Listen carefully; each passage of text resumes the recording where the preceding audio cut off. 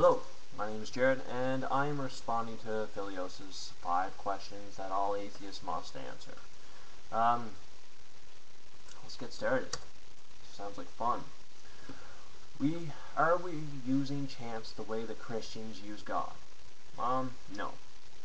I don't think I've ever heard a respectful scientist or biologist or physicist or anybody in the scientific community use chance as an explanation for something that we haven't completely understood yet. That would not be scientific. There's things that have been scientifically proven and things that haven't been scientifically proven. Things that have been proven are proven. Things that are still still trying to be proven are still in theories. There's different levels of theories. You can look that up yourself. That's probably about a 15 to 20 minute video on theories. But you can look up the different stages of theories and how they go. So, no, we don't use chance the way that Christians use God. Every time someone can't explain something that's, hasn't been actually proven yet, they throw God in there, which is, it's ignorant, really.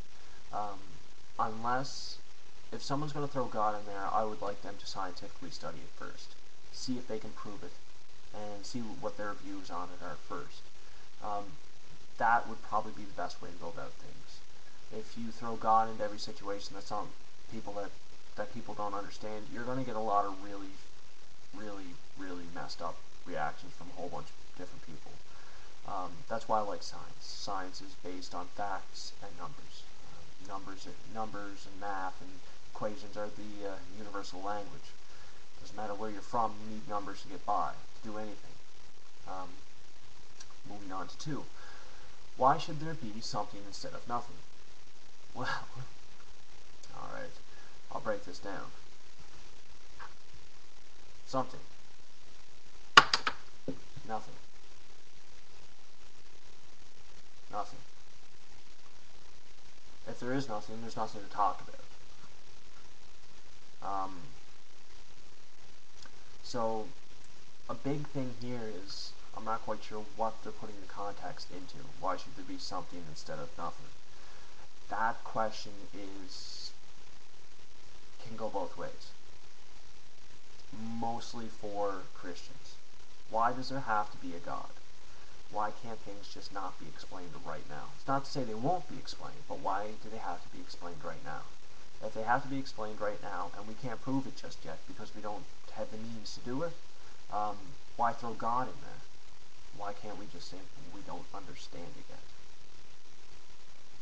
If you need a higher power, or if you need a deity to explain these things, then, by all means, that's an ignorance, but that's your choice. You have the choice to be ignorant that way. So I say that's more towards a Christian. Why should there be something instead of nothing? There's always something. There's always context to everything. To figure it out, that takes time. We've only gotten the bigger part of science and technology and explaining things in the last 150 years or so. So we're doing pretty good so far. We have nowhere else to go but up. So right now, in what we have learned in the last 150 years and what religion has explained in the last 2,000 plus years, I'm going to go with science. A lot more things answered there. So something instead of nothing, either way. Another thing I had a point in for something instead of nothing. A lot of people go on things with intelligent design, which means that everything was made by themselves for a reason. They were put here, they're creative. That's a creationist view, intelligent design. Monkeys, evolution, that's the thing that puts intelligent design to shame. Before everything was proven, genetically, like genome testing and experimentation and stuff like that.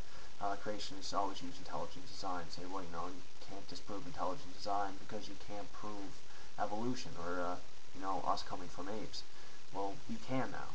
Genome studies have proven that, even though apes have 48 chromosomes and humans have 46 chromosomes, we've actually found the chromosomes that have actually fused, taking the 48 and turning into the 46. Now, these chromosomes that are fused are pretty much why we can distinguish us between apes and how we've evolved through them.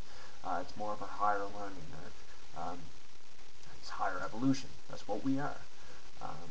So intelligent design is kind of at the back door now. Some people, may disagree, and you might have a lot more studies on it and facts and everything like that. But if you look up genome and chromosome, all the chromosome research and what's been put out, the scientists that have proven this have proven that we've evolved from apes, and the chromosome studies behind it. It's pretty technical, but no creationist will stand up or has stand up to disprove this.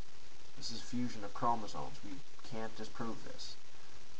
We've come from something, and this is how they said, did they just appear, or did they disappear? If they disappeared, well, that's pretty fatal. Chromosomes just disappear. It's kind of like it's like playing Jenga and taking out a really weak block. Everything's going to come down really quick. But they can fuse together. So look up that. That's one thing that, if you do believe in intelligent design, please look into that, because it's going to disprove a lot of what you do believe in. Question 3. Where do you get your morals from? Well, morals.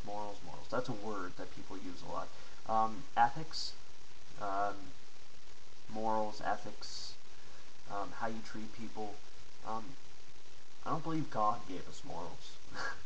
I believe with evolution we've developed a sense of respect for people, what we should do, what we shouldn't do, how we should carry ourselves. A lot of that is determined by society, where we live, geographically. Things are acceptable here that aren't acceptable in other places and with other religions. Now, you have to take that into context. People believe that morality has been given to us by God, which I need a God to be proven this, and God come down and say, oh, I've created morality. Anyway, that's that. Morals are morals. We develop our own morals. We're smart enough to do that, and we're intellectual enough to hold on to them. That's that. It's not complicated. 4. How did moral evolve? How did morals evolve? Wow. Well, I believe the smarter we get, and the more we respect one another, that's how morals evolve, I guess. We're always developing a higher respect for each other. If you want to talk about morals and evolving, it's just evolving with the race and how we understand things. 100 years ago, we used to put blacks on our farm and whip them and treat them like crap. We don't do that anymore, because black people or African Americans or whatever, they're human. We respect them because we respect them. It's moral now. Before it wasn't. And I think that's because we've evolved away from that kind of thinking. It's more of a primate way of thinking. To believe that someone, because of different color or different race or looks different, it's not the same. We've evolved away from that thinking. That's how morals evolve. We make mistakes and we grow from them. That's it.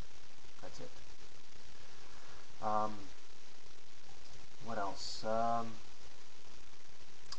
5. Can nature generate complex organisms? Nature has created complex organisms. Nature is a complex organism. Scientifically, you'll have to look into that.